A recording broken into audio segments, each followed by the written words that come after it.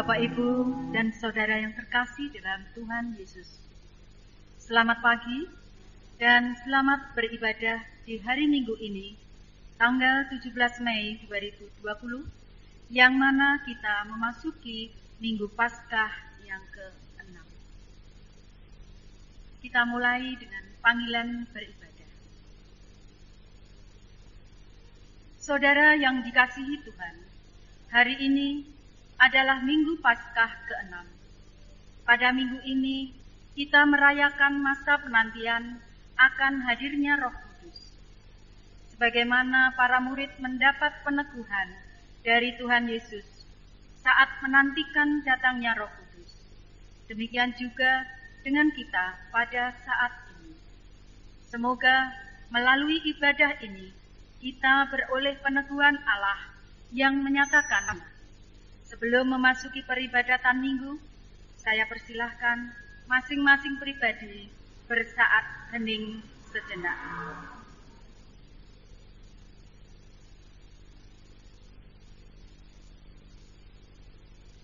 Saudara yang dikasihi Tuhan, dengan berdiri mari kita menyanyikan dari Kidung Jemaat nomor 188, bait 1, Kristus Bangkit.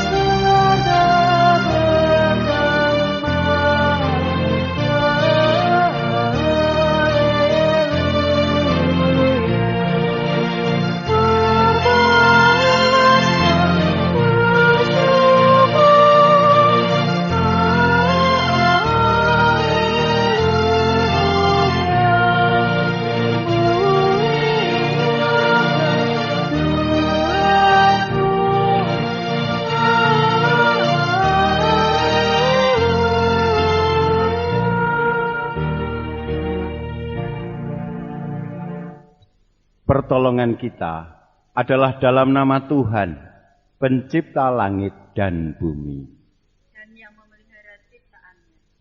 Kasih karunia dan damai sejahtera dari Allah Bapa dan Tuhan Yesus Kristus ada pada saudara sekalian. Amin.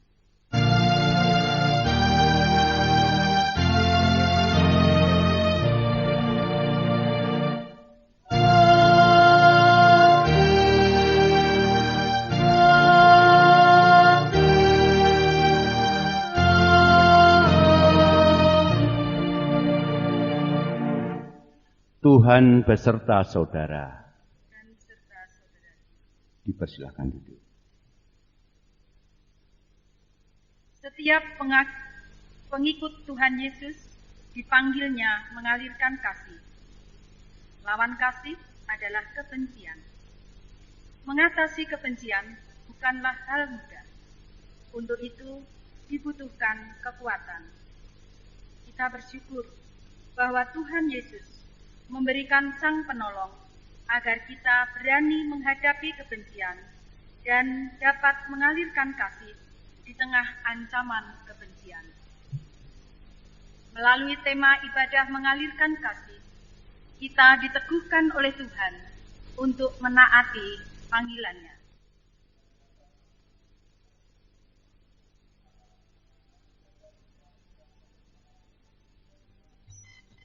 Kita menyanyikan dari Kidung PKJ nomor 219, bait yang pertama. Saat ini ku angkat tembang.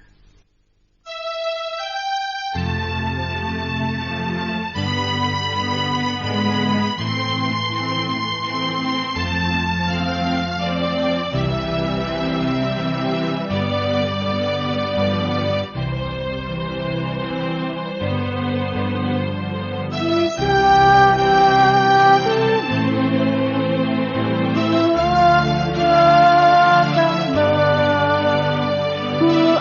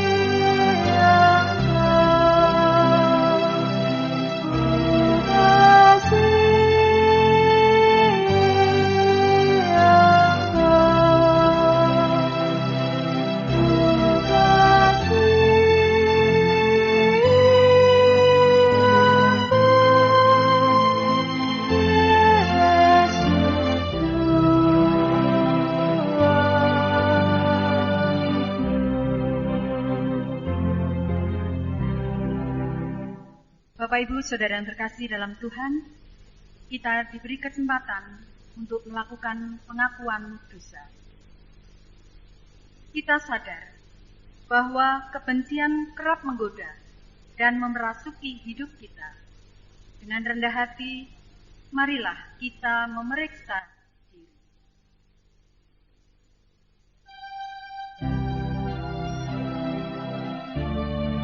Ya Tuhan, kami dipanggil untuk mengalirkan kasih melalui pikiran, tutur kata, dan perbuatan kami. Ampunilah kami ya Tuhan, bila pikiran, tutur kata, dan perbuatan kami tidak mencerminkan kasih Allah. Kasihanilah kami ya Tuhan, kasihanilah kami. Kita lanjutkan menyanyi KJ28 bait 1. Ya Yesus, tolonglah.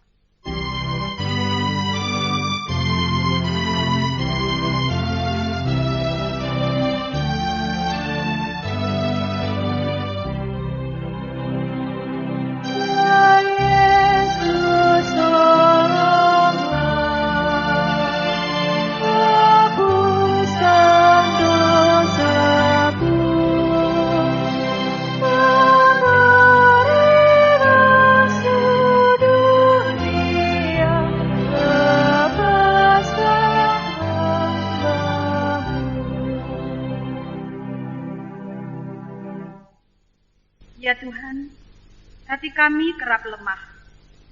Lemahnya batin menjadikan hati dipenuhi dengan keinginan melakukan perbuatan jahat. Tuhan, kasihanilah kami yang lemah ini. Kasihanilah kami ya Tuhan, kasihanilah kami.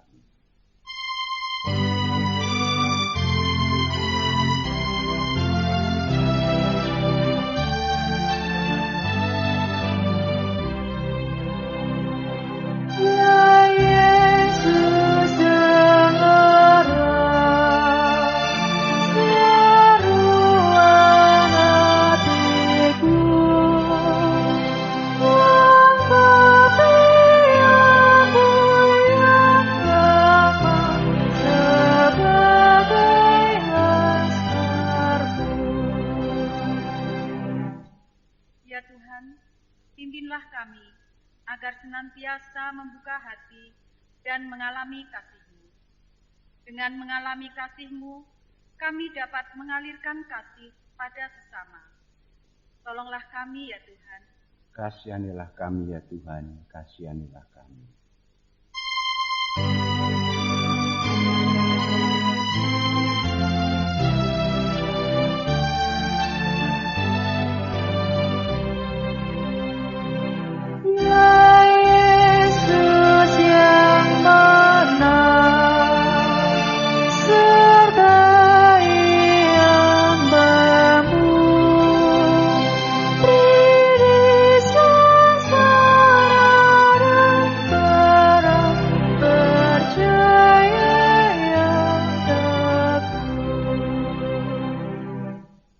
Mari kita bangkit berdiri, kita akan menerima berita anugerah dari Tuhan. Jika kita mengaku dosa kita, maka Ia adalah setia dan adil, sehingga Ia akan mengampuni segala dosa kita dan menyucikan kita dari segala kejahatan. Diambil dari 1 Yohanes 1 ayat 9. Demikianlah anugerah Allah. Syukur kepada Allah. Marilah kita saling menerima, saling mengasihi, dan saling mengampuni dengan menyatakan salam damai. Salam damai. Kita memuji nama Tuhan dengan diambil dari PKJ nomor 179. Bait yang pertama, kasih paling agung.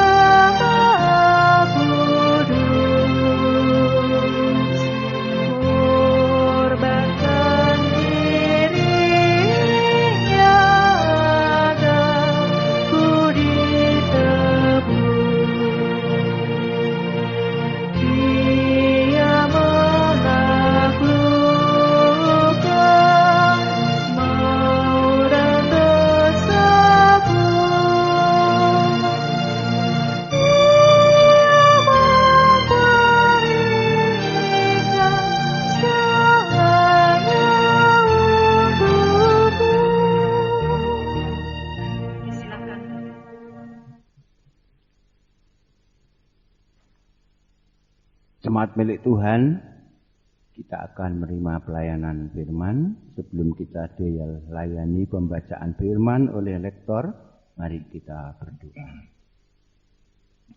Bapa Surgawi, di Minggu Paskah yang ke-6 ini, kami mengucap syukur karena Engkau memperkenankan kami untuk berhimpun berbakti bersama. Kami juga mengucap syukur karena Engkau memberi kesempatan kepada kami untuk dekat dengan sabda firman-Mu. Roh Kudus-Mu, roh penghibur, roh penolong, menguatkan kami, memberi hikmat kepada kami. Sehingga firman-Mu sungguh-sungguh terwujud dalam kehidupan kami. Di dalam nama Tuhan Yesus kami berdoa. Amin. Kita bersama-sama akan menerima firman Tuhan. Yang bacaan pertama kita ambil dari Kisah Para Rasul pasal yang ke-17 ayat 22 sampai 31.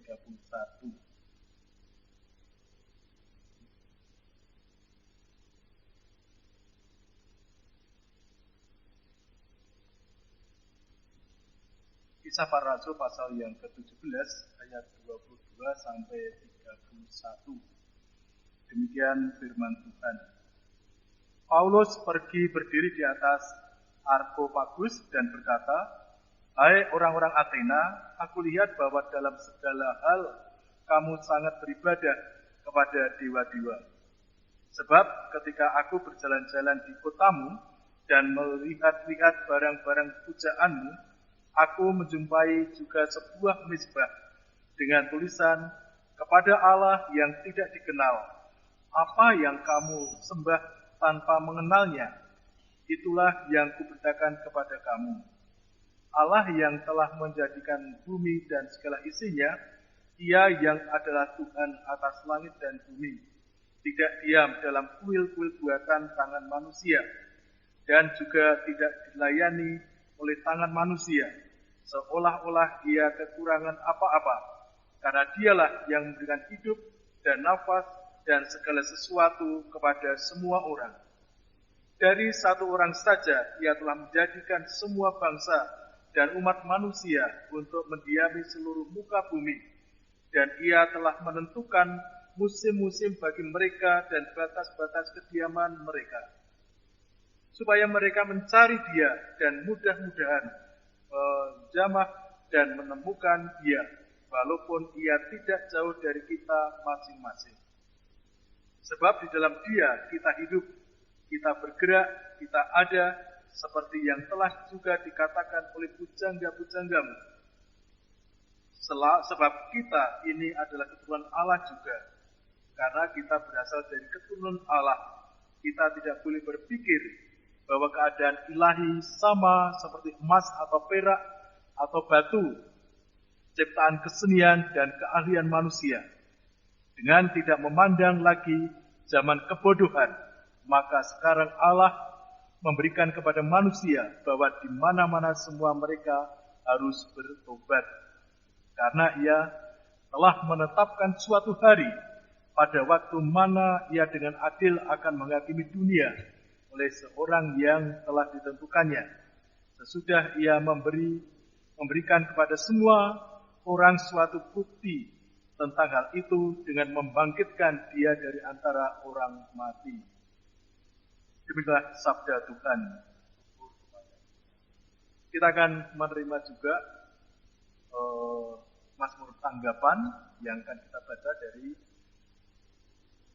kitab Mazmur pasal 66 ayat 8 sampai 20. Mazmur 66 ayat 8 sampai yang ke-20. Demikian firman Tuhan. Pujilah Allah kami, hai bangsa-bangsa, dan perdengarkanlah puji-pujian kepadanya. Ia memperhatikan jiwa kami di dalam hidup dan tidak membiarkan kaki kami goyah.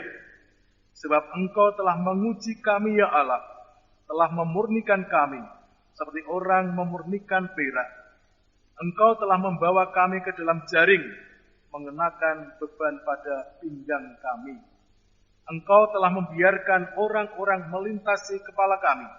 Kami telah menempuh api dan air.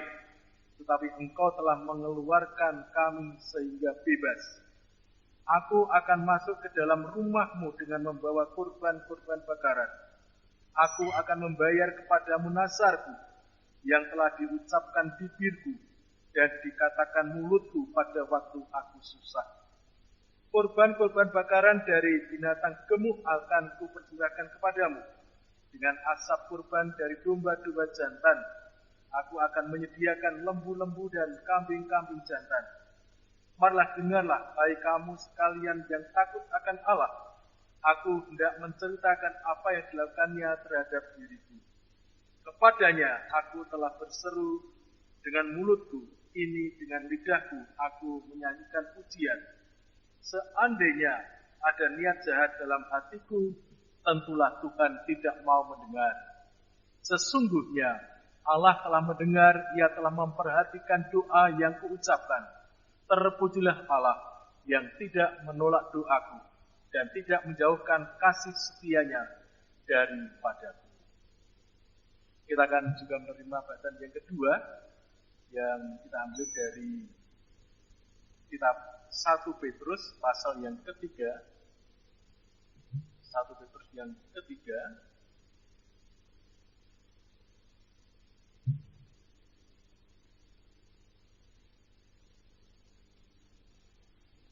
Petrus pasal yang ketiga ayat 13 sampai 20.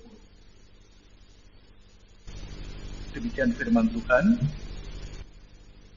Dan siapakah yang akan berbuat jahat terhadap kamu jika kamu rajin berbuat baik?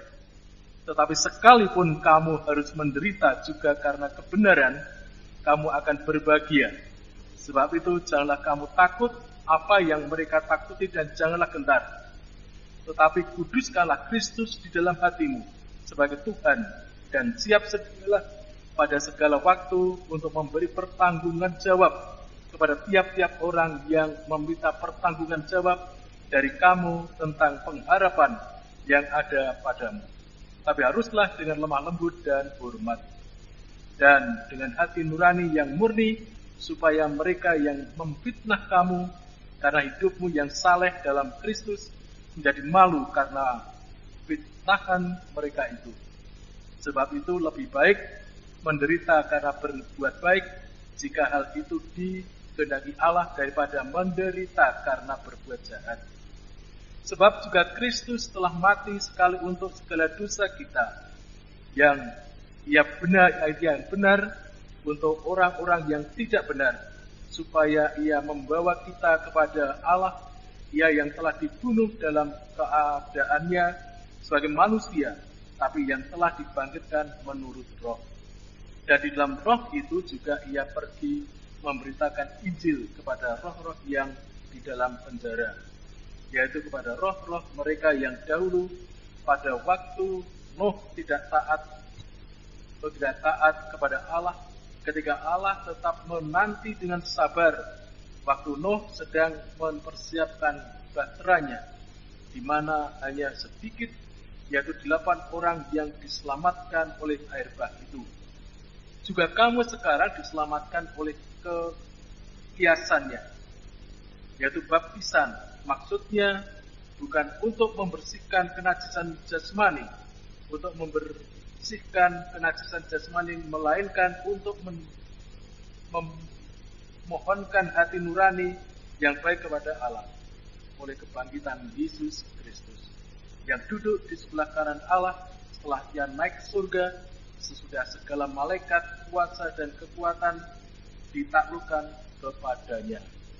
Demikianlah sabda Tuhan.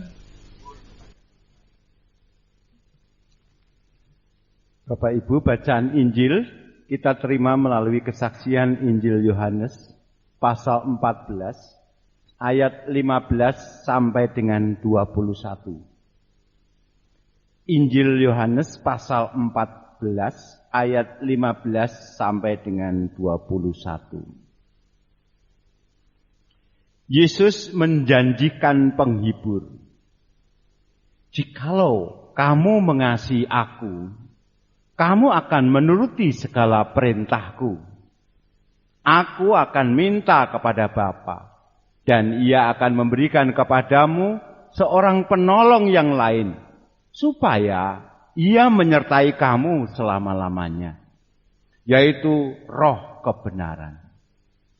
Dunia tidak dapat menerima Dia, sebab dunia tidak melihat Dia dan tidak mengenal Dia.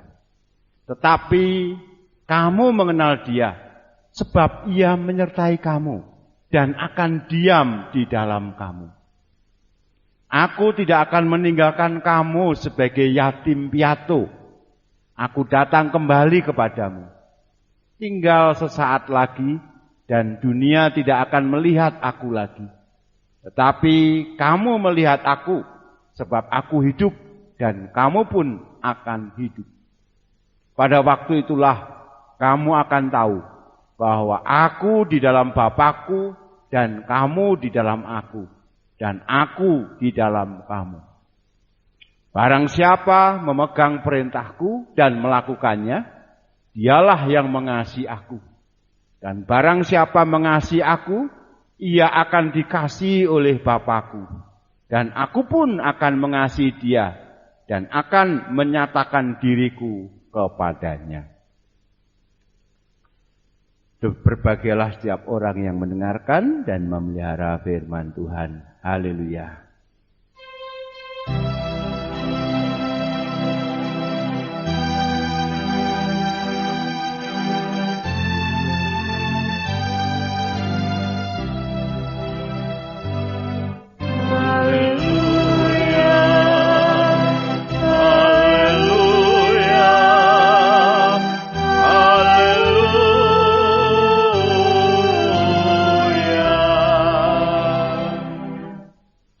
Mengalirkan kasih dengan tulus.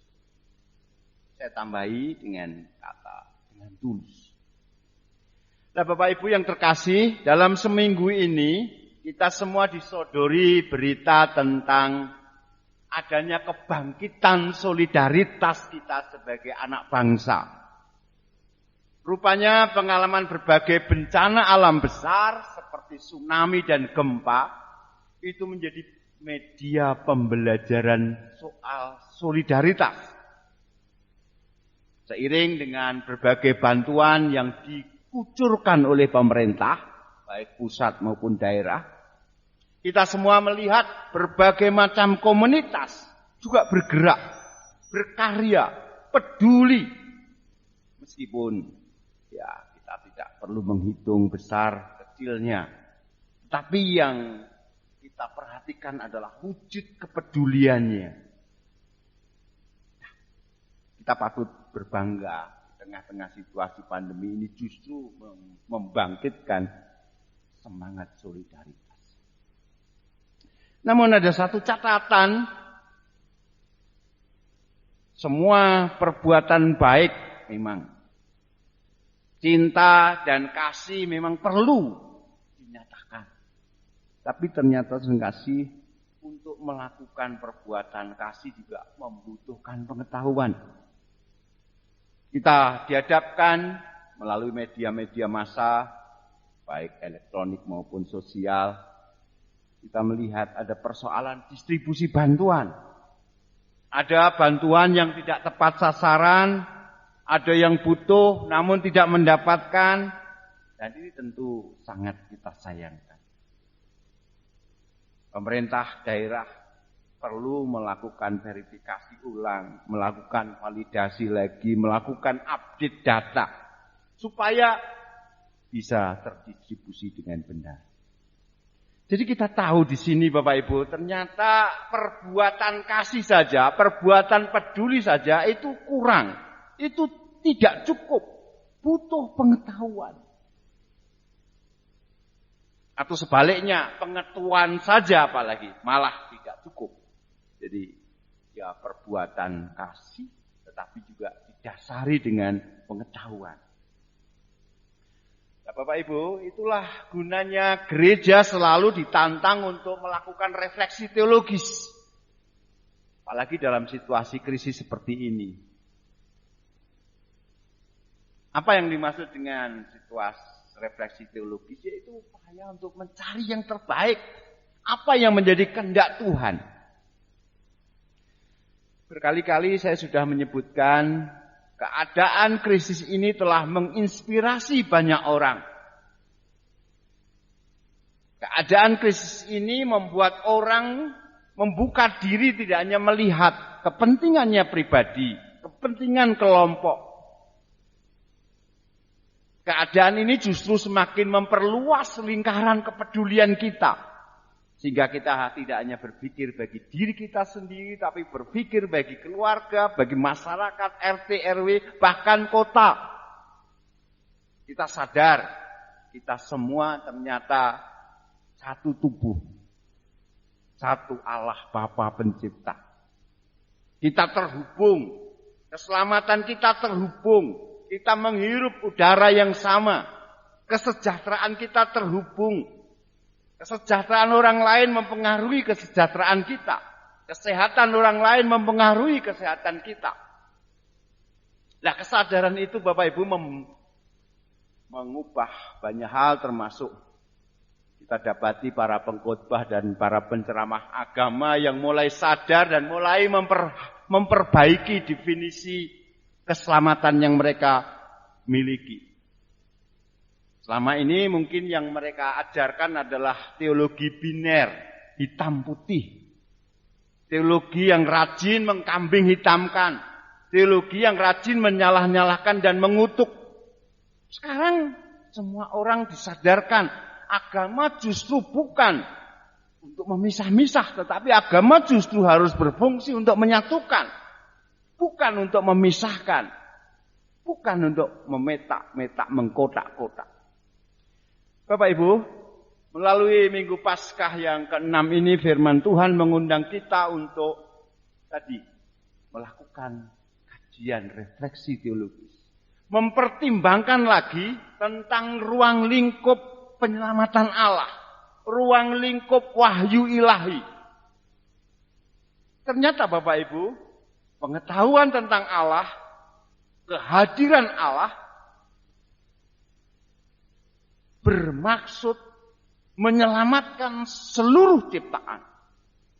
Menyelamatkan dan menyentuh semua ciptaan. Termasuk di dalamnya dunia orang mati, akhirat. Ini juga menjadi visi yang kita terima melalui bacaan 1 Petrus pasal 3 tadi.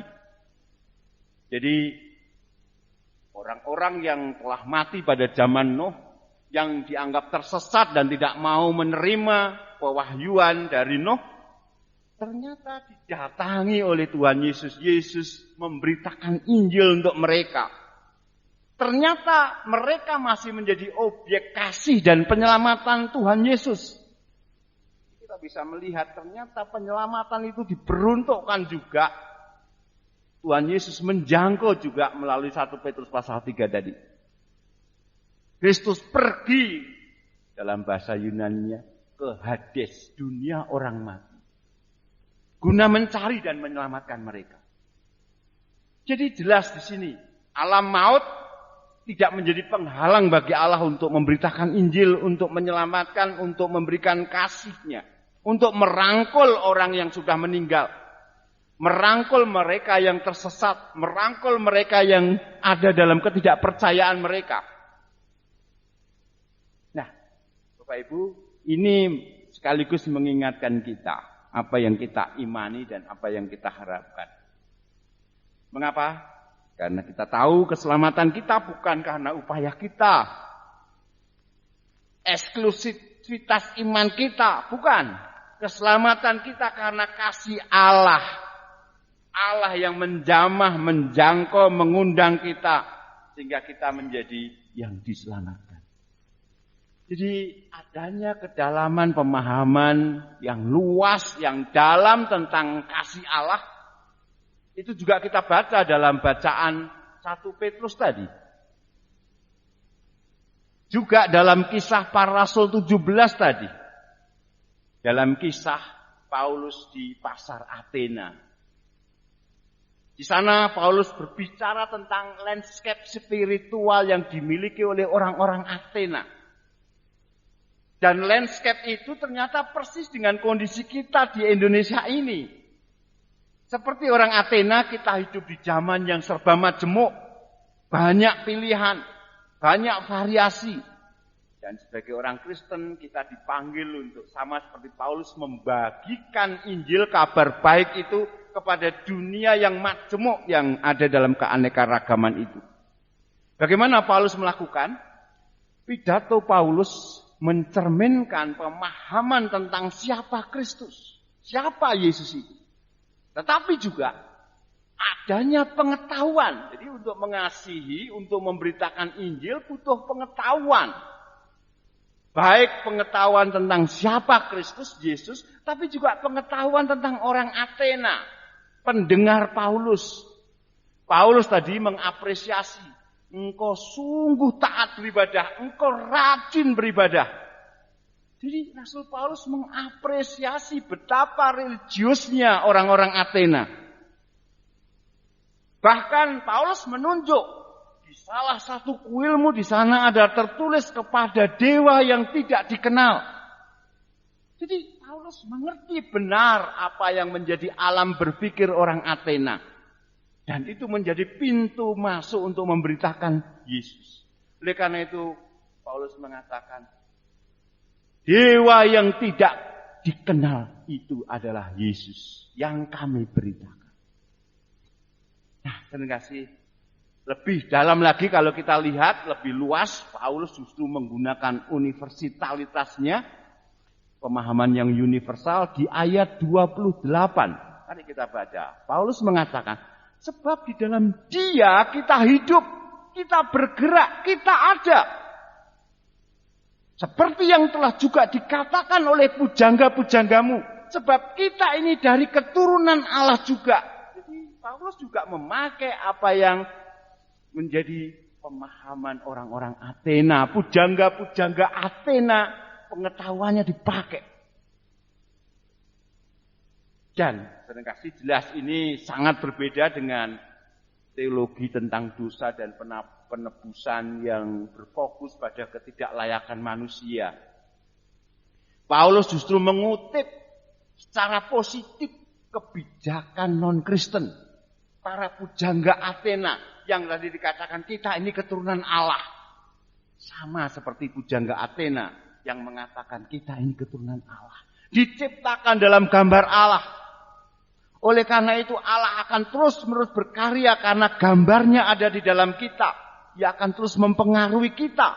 Ia akan terus memberikan kebijaksanaan. Termasuk di dalam pujangga-pujangga Athena.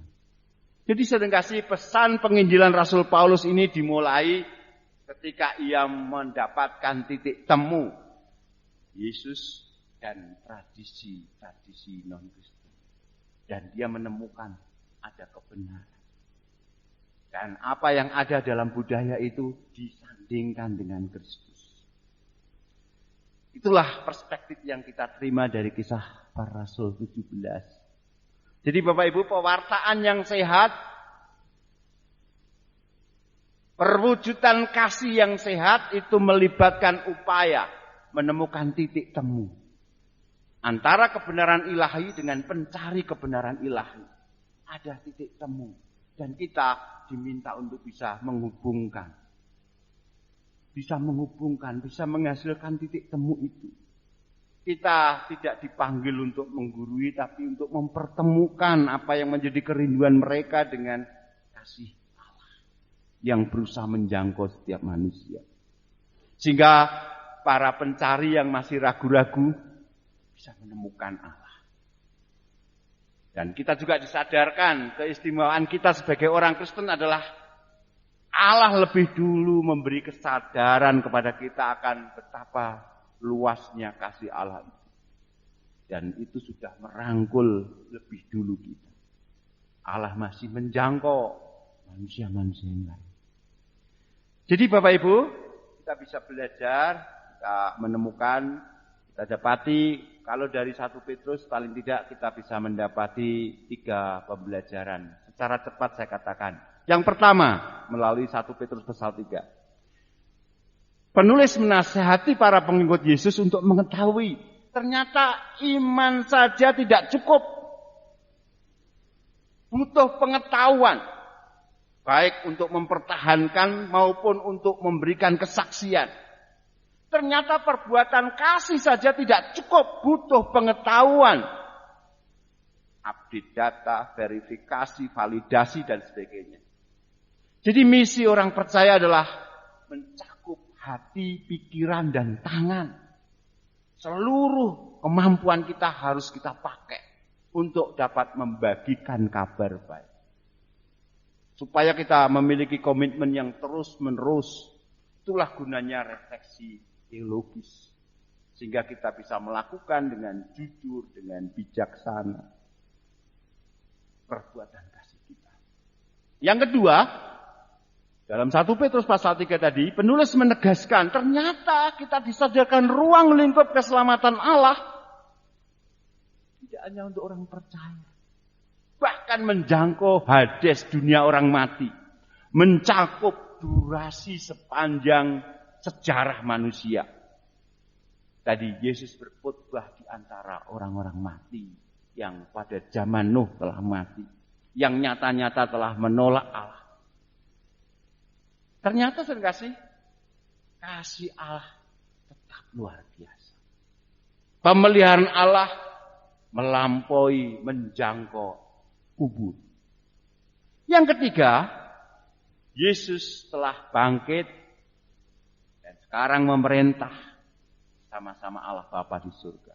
Ditinggikan dan besok Kamis kita akan merayakan kenaikannya ke surga. Itu menjadi keyakinan bahwasanya ia sungguh-sungguh Allah Bapa yang menjelma. Sementara dalam bacaan Injil Yohanes 14 kita mendapatkan Injil Yohanes 14 berbicara tentang janji Yesus, tentang kedatangan Roh Kudus. Lagi-lagi ini perpanjangan tangan dari Allah. Dia pembela, dia penolong, dia penghibur yang terus tinggal bersama-sama dengan orang percaya. Jadi Roh Kudus pada dasarnya bukanlah realitas eksternal, tapi selalu berbisik secara lembut di dalam hati dan pikiran kita. Memberikan kekuatan kepada kita. Dan roh itu berkarya tidak hanya untuk orang percaya. Roh itu bekerja juga pada setiap orang yang mau terbuka hatinya. Yang mau mengalami realitas ilahi. Nah, saya kasih. Roh itulah yang sekarang menuntun kita. Sebagai kesimpulan dari seluruh uraian khotbah ini, teks-teks kita hari ini menggambarkan, sekali lagi, hubungan antara kasih dan pengetahuan. Kasih tanpa pengetahuan bukanlah kasih sejati. Pengetahuan tanpa kasih menjerumuskan kemanusiaan kita sangat dangkal. Hanya berorasi belaka. Pengetahuan menyempurnakan kasih. Kasih memurnikan pengetahuan. Jadi kasih Allah membuka hati dan pikiran kita. Dan kita bisa memahami. Allah itu terus bergerak dan hidup berkarya. Menjamah, menjangkau setiap insan. Tidak dibatasi budaya. Tidak dibatasi waktu. Bahkan tidak dibatasi kematian. Keselamatan Allah dimaksudkan untuk merangkul semua ciptaan. Makanya dalam Yohanes 3:16, karena begitu besar kasih Allah kepada dunia ini, kepada seluruh manusia. Itulah satu tanggapan yang harus kita lakukan. Bukan penyangkalan terhadap keberadaan sesama kita. Karena mereka punya iman atau pendapat atau pandangan politik yang berbeda dengan kita. Sehingga dengan demikian ekspresi kasih kita sungguh-sungguh dilakukan dengan kebijaksanaan dan ketulusan. Amin. Saat teduh untuk kita.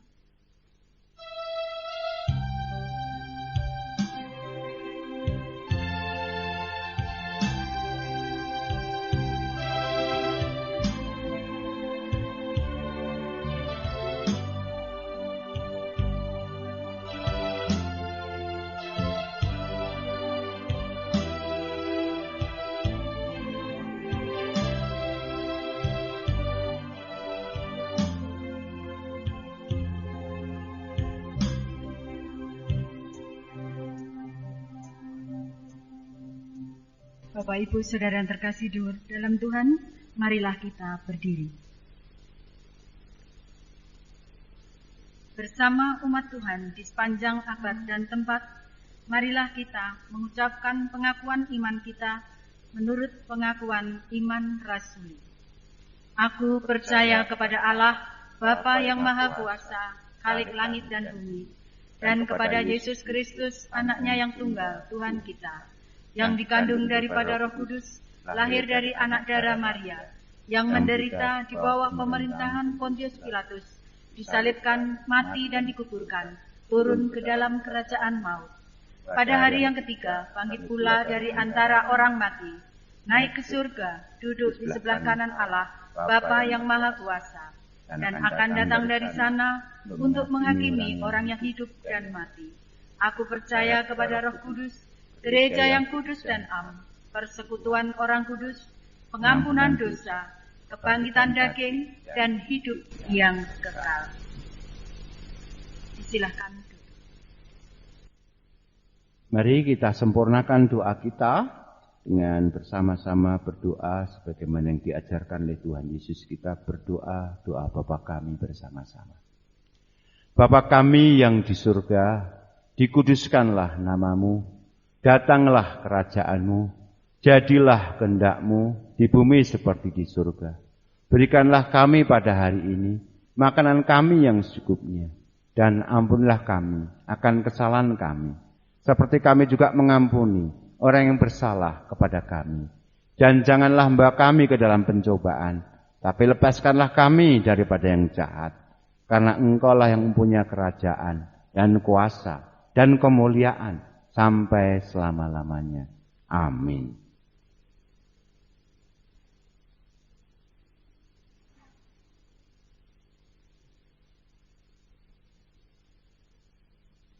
Kepada kita diberikan kesempatan untuk mempersembahkan kepada syukur kita kepada Tuhan. Oleh karena berkat Tuhan yang begitu besar, mari kita persembahkan meskipun hanya sebagian kecil saja, tapi boleh menjadi berkat untuk kelebaran kerajaan di dunia ini. Kita akan mengingat dan firman Tuhan di dalam kitab 1 Tawarikh pasal 29 ayat 14 yang demikian firman Tuhan. Sebab siapakah aku ini dan siapakah bangsaku, sehingga kami mampu memberikan persembahan sukarela seperti ini. Sebab daripadamulah segala-galanya dan dari tanganmu sendirilah persembahan yang kami berikan kepadamu. Sementara kita beredar, kita akan bersama-sama memuji nama Tuhan dengan menyanyikan itu jemaat nomor 294 bait yang pertama.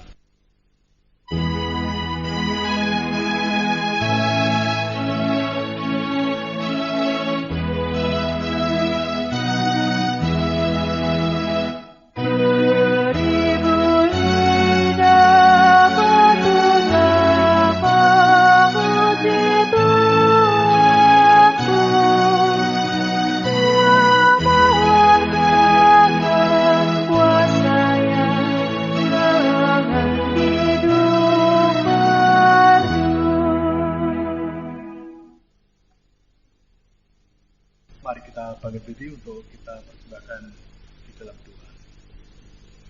Puji, syukur dan terima kasih kepada Bapa oleh karena Engkau telah memberkati kamu berlimpah-limpah, dan pada pagi hari kami boleh mempersembahkan kembali meskipun hanya sebagian kecil berkat yang dapat kami persembahkan, namun kami percaya bahwa Bapa akan memberkati dan akan menjadi besar untuk kelebaran kerajaan-Mu di dunia ini.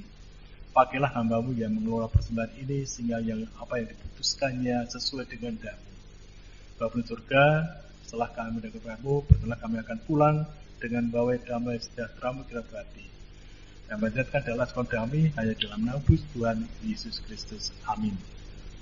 Silakan duduk. Kita menyanyikan nyanyian pengutusan dari PKJ 185. Tuhan mengutus kita.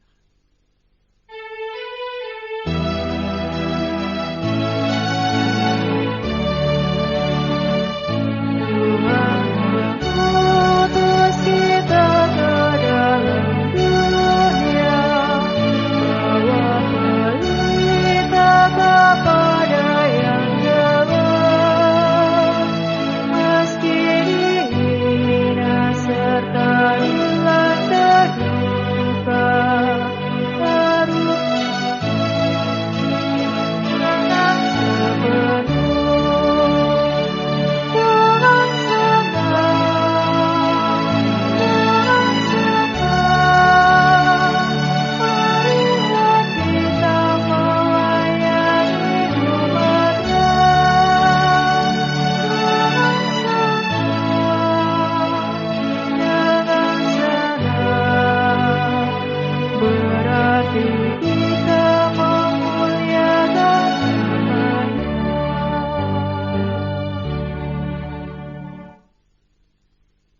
Arahkanlah hatimu kepada Tuhan. Jadilah saksi Kristus. Terpujilah Tuhan. Terimalah berkat Tuhan. Semoga Allah sumber pengharapan memenuhi kamu dengan segala sukacita dan damai sejahtera dalam iman kamu. Supaya oleh kekuatan Roh Kudus kamu berlimpah-limpah dalam pengharapan. Amin.